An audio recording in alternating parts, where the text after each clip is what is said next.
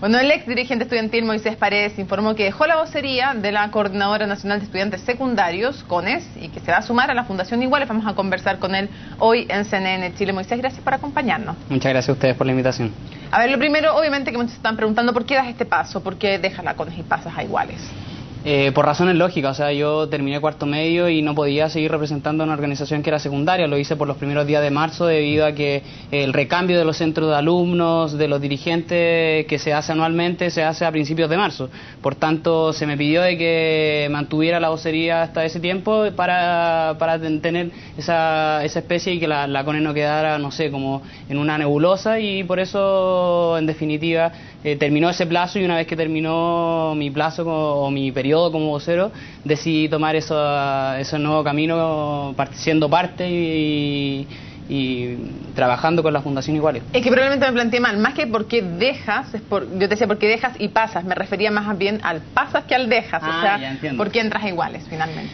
Mira, ahí tiene mucho sentido también, o sea, cuando uno deja la dirigencia estudiantil también deja mucha responsabilidad de lado. Yo me acostumbré, estuve 3 años siendo dirigente, entre vocero de mi colegio, y el último año que me tocó, más bien dicho, representar a la organización,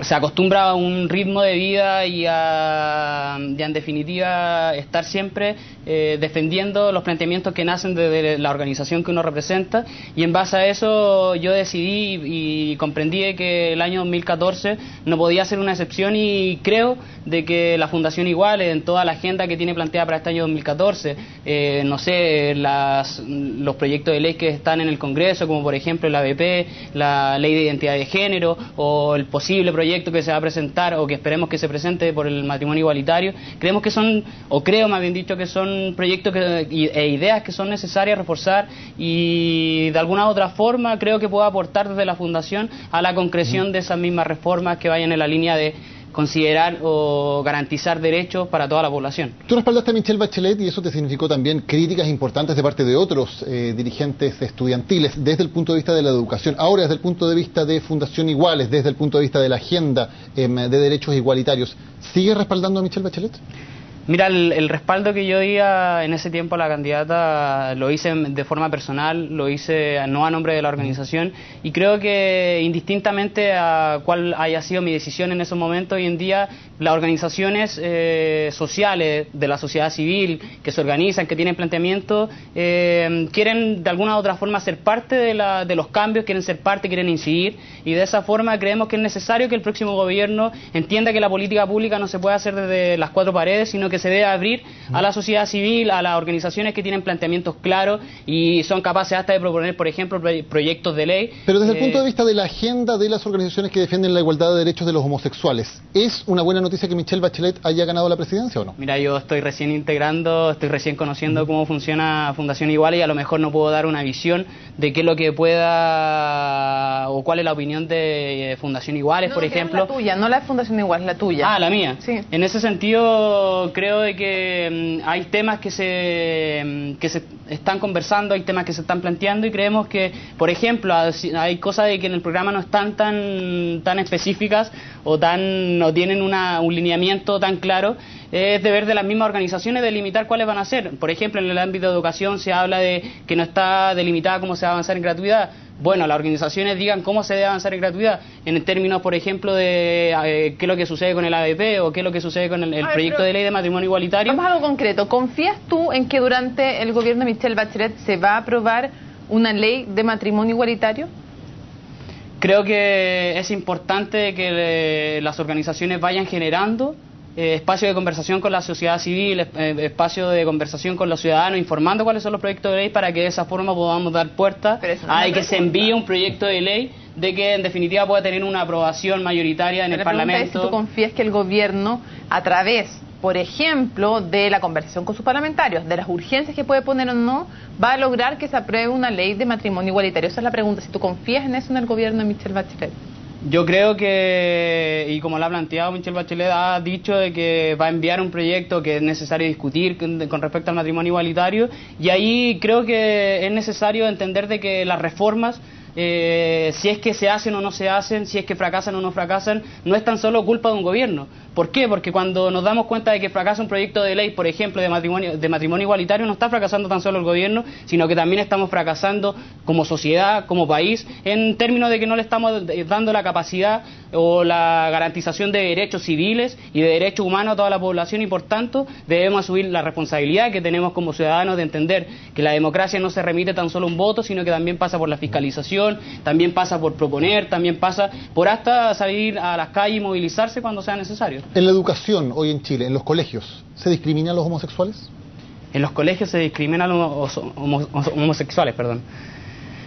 Creo que es una contradicción, por ejemplo, hablar de matrimonio igualitario si es que no tenemos dentro de la sala de clases, dentro de los contenidos, una educación sexual que, por ejemplo, no conciba la homosexualidad como una aberración biológica, como lo vimos hace un par de meses, que eran los proyectos que tenía de educación sexual el Ministerio de Educación. Por tanto, si avanzamos en proyectos de matrimonio igualitario, si aprobamos el ABP, también tenemos que ver qué es lo que sucede en la sala de clases. No podemos dejar de que nuestros estudiantes estén al debe de qué es lo que sucede en la sociedad y debemos prepararlos, porque los colegios no sirven tan solo para generar profesionales, sino que de ahí se crían y nacen las nuevas personas que van a conducir este país, las nuevas personas que van a trabajar, y es importante entender que la sociedad del siglo XXI es una sociedad que es diversa y que debemos respetarnos entre todos, y el derecho y el respeto a la comunidad LGTB es parte importante y trascendental más bien dicho, para la buena vida que podamos llevar como sociedad. En cuanto a las reformas para el tema de educación, ¿qué piensas de Nicolás Eizaguirre?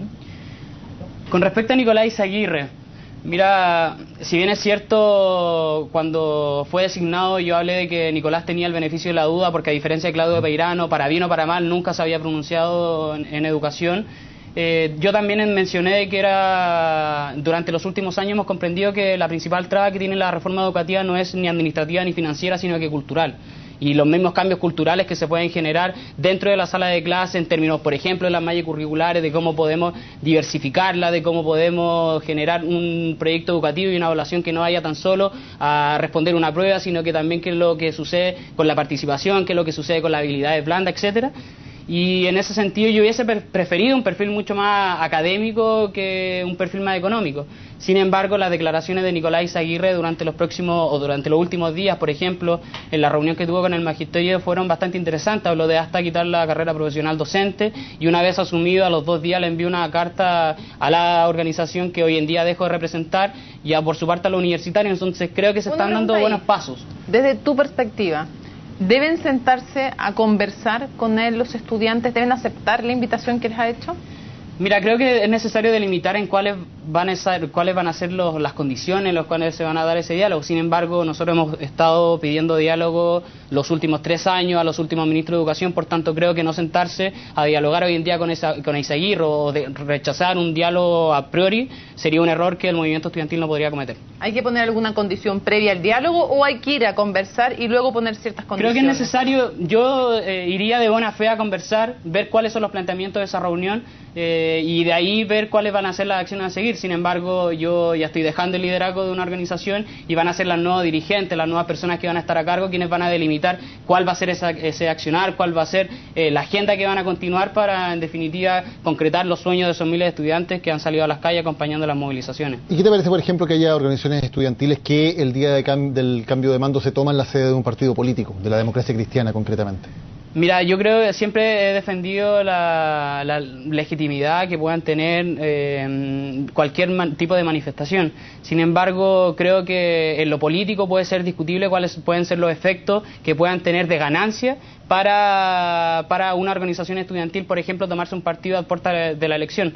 Yo creo de que la Asamblea Coordinadora no ganó nada habiéndose tomado la Democracia Cristiana, y creo que todos esos actos que se van cometiendo muchas veces no van en la línea de pensar o de entender cuál es la realidad que se está viviendo para en definitiva tomar la acción y de alguna u otra forma ir delimitando cuál va a ser el accionar que van a tener las organizaciones estudiantiles. ¿Qué te parece entonces el llamado para ahora, para marzo, el 22 de marzo, a la marcha de todas las marchas? La presidenta dijo que, ironizó en algún sentido diciendo que a lo mejor esto era en apoyo a su reforma. Irritó a los convocantes a esa movilización cuando dijo que era en apoyo a su programa. Creo que es importante que una vez instalado el gobierno la ciudadanía inicie con movilizaciones pacíficas, posicionando los temas que nacen desde asambleas humildes, desde espacios de discusión en donde nacen planteamientos que, repito, son humildes pero que tienen la legitimidad suficiente para plantearse. ¿Para decir qué? En definitiva, se plantea como un recordatorio, se plantea, hay cierta, no lo sé, pero hay distintos planteamientos que han nacido desde esa movilización. Sin embargo, nosotros participamos de las primeras reuniones de organización de la marcha, de todas las marchas que está convocada para el 22. Esperamos durante los próximos días ver, o esperan, me habían dicho ya los estudiantes, difícil salirme del rol, ver qué es lo que va a suceder con esa convocatoria, si es que la vamos a respaldar o no. Pero creo que es importante que se posicionen en esos temas. O sea, hay muchas organizaciones que están ahí. Está el Móvil, por su parte, está el Miles, hablando del aborto terapéutico. ¿Tú vas a participar, Moisés, en la marcha? Yo creo que es importante que todos los ciudadanos participen y creo que voy a participar. ¿Vas a ir para reclamar qué o para poner qué tema en la agenda? Porque, a ver, lo que sucede con esa marcha es que son tantos temas que lo que se le está diciendo de alguna u otra forma es que la política pública debe tener sentido común. Y ese sentido común se lo da en la medida de que tengamos la capacidad de abandonar la tecnocracia y de convocar a las organizaciones sociales y hacer, por ejemplo, la reforma educacional desde el aula, hacer la reforma laboral, o más bien dicho, la salud desde los pabellones, y de esa forma construir una política que sea más participativa, dándole valor a los planteamientos que tengan las organizaciones, y es a eso a lo que yo estoy apostando. Pero una marcha no debería tener un objetivo claro, un petitorio, una serie de propuestas que hacer, sea la autoridad o sea visibilizar un tema en la sociedad. De hecho. Está en la página web de la marcha de www.marchatodalasmarchas.cl, están delimitadas cuáles son las peticiones que tiene cada organización, cuál es el petitorio que tiene la marcha en general, y creo que han hecho un trabajo bien detallado en ese sentido, por lo menos yo lo he visto.